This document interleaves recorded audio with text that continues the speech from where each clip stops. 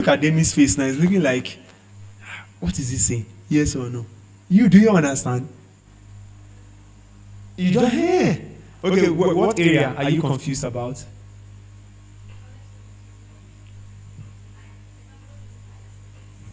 Okay, the connection between the senses.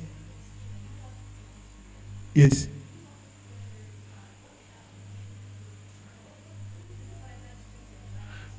Okay, what makes you what? Maybe when you see something pleasurable. Yes. Smoking. Yes.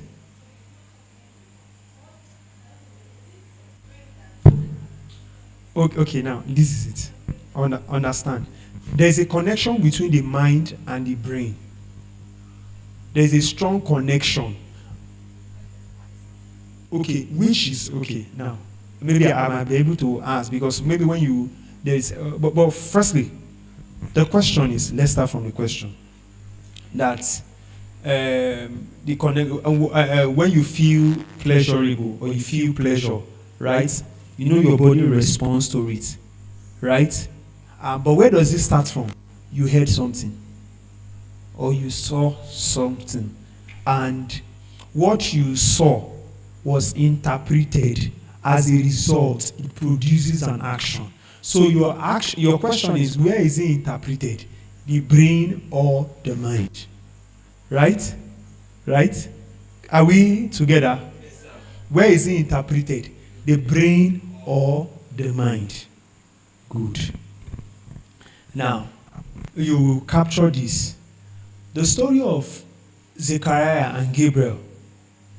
Zechariah was speaking to an angel, not in a human, not a body. Okay, maybe he has come in a human form, but we know this is a spirit, right? And it has a mind, right?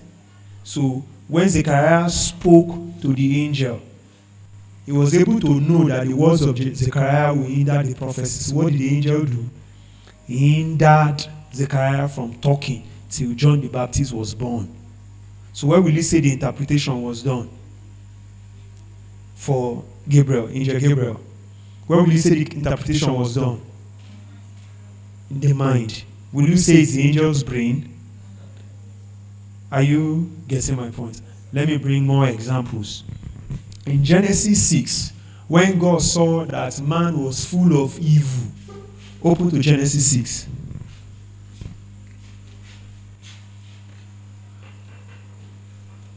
Genesis 6.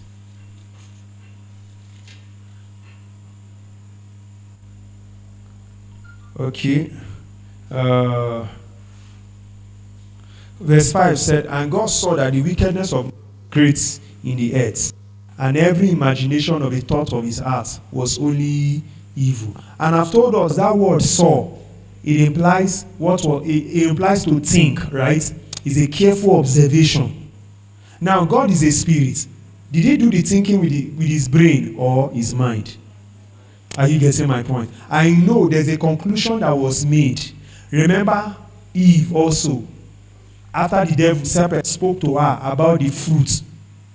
So she looked at it and said, this fruit is able to make one wise. So based on what our careful observation, our careful thinking, after thinking about it carefully, she made a decision and she ate. So now we can say, okay, that one is a human being. Look at Genesis chapter 1 from verse 4. God saw the darkness and said, let there be light. Verse 4 now says, and God saw the light, that it was good. And God said, God saw. So the God made an observation based on what he saw and said it was good. Was the decision made in God's mind or God's brain? God's mind. Because God does not have a brain. Brain is human. Are you getting my point? Are you getting my point? Now, also do not forget, when God created man, God puts his spirit, the Genesis 2 from verse verse 7, where it says, and God breathed into the nostril the breath of life, that breath of life, and man became a living soul. So that breath of life refers to his spirit. It's synonymous to the ruach, the spirit of God in Genesis 1:3. So what God put into man was also the spirit of God put into man. Now, as soon as the spirit came into man, what happened? Scripture says man became a living soul. Now, that living soul there has to do with the activities of the will, activities of character, activities of reasoning. That means your thoughts, its actions are seen.